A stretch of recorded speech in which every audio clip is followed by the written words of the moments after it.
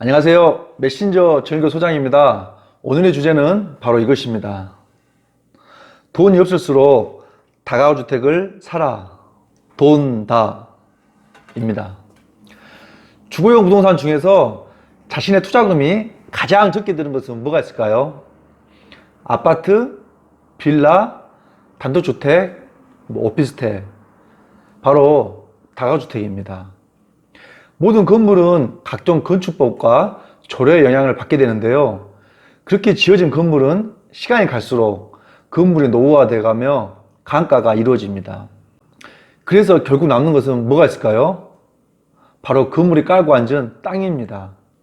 우리의 몸은 늘리고 줄일 수 있습니다.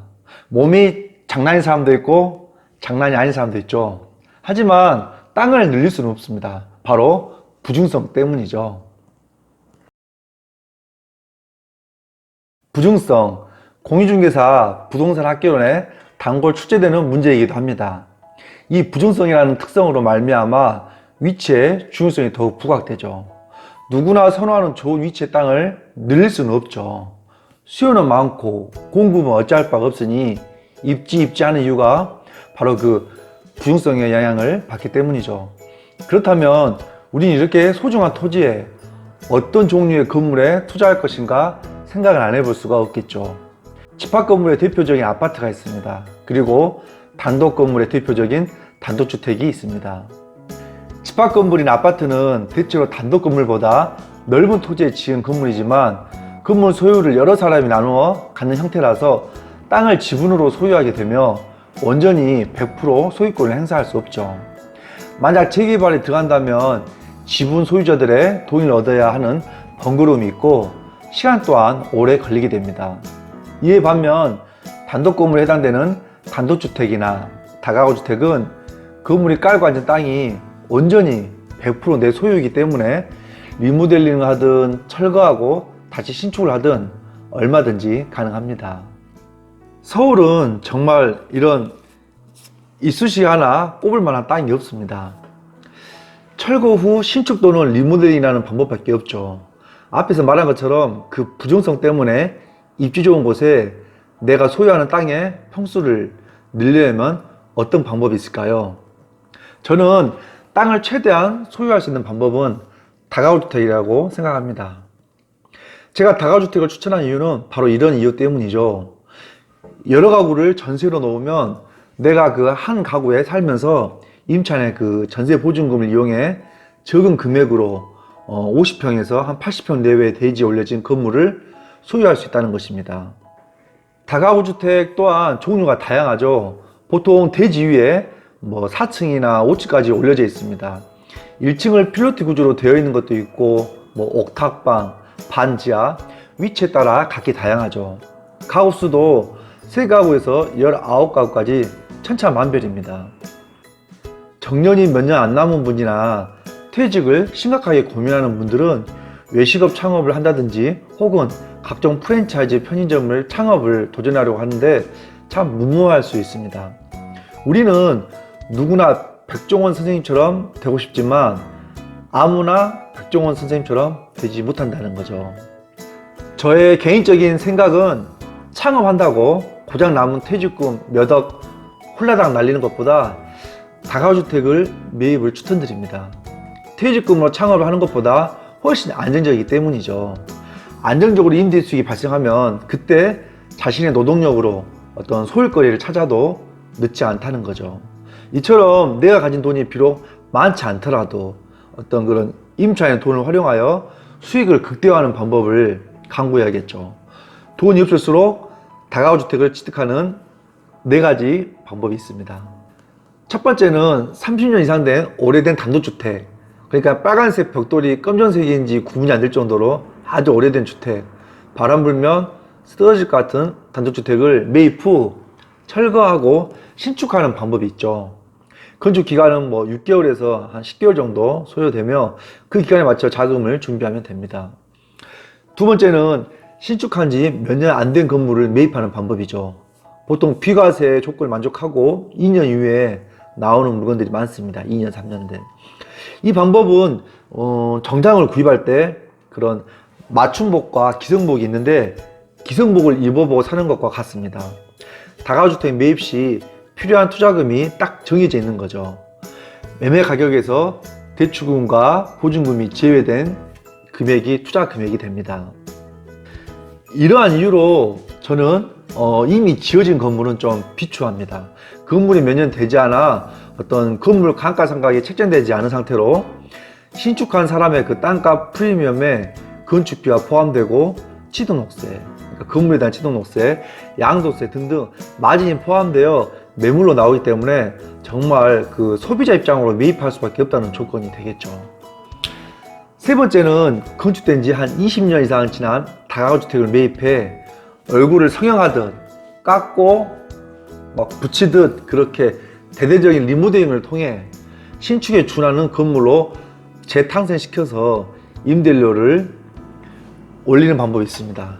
리모델링 비용은 신축할 때 드는 비용의 한 30% 내외에서 소요가 되고 기간도 한 1, 2개월로 짧기 때문에 갈수록 앞으로는 리모델링이 대세가 될 것으로 보입니다. 마지막으로 네 번째는 건축업자가 짓고 있는 또는 짓는 조건으로 진행되는 건물을 매입하는 것이죠. 건축업자는 건축 마진을 보는 것이 목적이고 만약에 준공을 내게 되면 그 건물에 따른 취득록세, 양도세 등 비용이 발생하기 때문에 건축주 명의 변경을 통해 매도자, 매수자 모두 혜택을 받을 수 있는 조건입니다.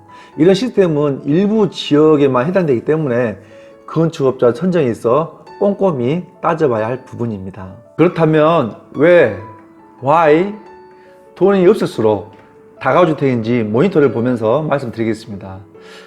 보시는 건물은 경기도 화성에 위치한 택지지원의 3층 다가구주택 모습입니다. 매매 가격을 7억 5천만 원으로 산정하고 대출은 땅과 건물에 3억 5천만 원으로 책정했을 때 그렇다면 투자금은 얼마가 필요할까요? 보시는 것처럼 이 건물은 세대수가 5가구로 제한되어 있기 때문에 총 3룸 5가구로 구성되어 있습니다. 3룸은 전세 시세가 1억 1천만 원, 반전세는 4,060 정도이며 주인세대 전세는 1억 5천만 원입니다.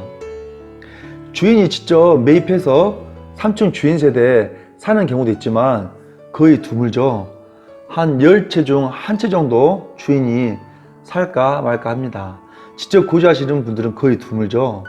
말 그대로 임대 수익형이기 때문에 그렇습니다. 그러면 매매가 7억 5천만 원이 되는 이 건물의 투자 금액은 얼마가 필요할까요? 이미 지어진 건물을 매입하는 경우에는 각 세대마다 1층 101호, 102호, 201호, 202호, 301호 임대가 이미 맞춰져 있기 때문에 투자 금액이 정확하게 정해져 있습니다. 하지만 짓는 조건이나 건축 중인 건물을 매입했을 경우에는 101호, 102호, 201호, 202호, 301호를 내 투자금에 맞게 임대를 맞추기 때문에 투자 금액은 물음표처럼 달라질 수가 있겠죠. 정해진 건 아니지만 통상 이렇게 보시면 됩니다. 택지지구내 대지 80평 기준 땅에 3층 다가구주택을 짓게 되면 1, 2층은 임대시세로 반전세로 4,060씩 임대를 줄 수가 있습니다. 주인세대는 전세로 1억 5천만 원을 주고 임대를 줄 수가 있습니다.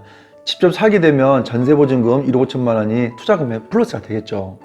그래서 매매가격 7억 5천만 원, 대출 융자 3억 5천만 원, 보증금 3개 층에 대한 보증금 합산은 3억 1천만 원입니다. 월세는 240만 원이 나오는데요. 그렇다면 투자금은 9천만 원이 되고 수익률은 16.4%가 됩니다. 서울이 아닌 경기권, 수도권에서는 이런 수익률 나오는 물건이 적지 않습니다. 수익률 15%가 넘어가면 나쁘지 않고 아주 우수하다고 볼 수가 있겠죠. 이런 방법도 있고 또 다른 방법을 말씀드리겠습니다. 이번에는 같은 대지 80평 기준의 같은 3층 다가구주택입니다. 101호, 102호, 201호, 202호, 301호 전세대를 올 전세로 임대했다고 가정하고 계산을 해보겠습니다. 매매 가격이 7억 5천만 원, 대출은 똑같이 3억 5천만 원, 보증금은 5가구에 합산이 5억 9천만 원이기 때문에 투자 금액은 거꾸로 오히려 2억에 가까운 1억 9천만 원이 반대로 생기게 됩니다. 물론 이렇게 임대를 맞출 수 없지만 제가 말씀드린 오늘의 주제처럼 적은 돈으로 작은 소액으로도 얼마든지 다가주택을 매입 내지는 신축이 가능하다는 것을 말씀드리고 싶어서 만들어 보았습니다. 비교하는 사람은 자신만의 간절한 비전이 없는 사람입니다. 가슴 뛰는 비전을 갖고 있는 사람은 남과 비교하지 않고 어제의 나와 비교합니다. 어제의 나와 비교했을 때 무엇이 달라지고 성장했는지 어떤 점이 부족한지를 점검하고 어제와 다른 오늘, 오늘과 다른 내일을 만들기 위해 끊임없이 변화하려고 노력해야 합니다. 비교의 대상이 내 자신이 아닌 남일 때 무엇을 이루려고 하는지 모른 채 단지 앞만 보고 달리는 꼴이 될 수 있습니다. 이상 오늘 방송 여기서 마치겠습니다. 저는 더 좋은 콘텐츠로 여러분께 찾아뵙도록 하겠습니다. 끝까지 시청해 주셔서 감사합니다.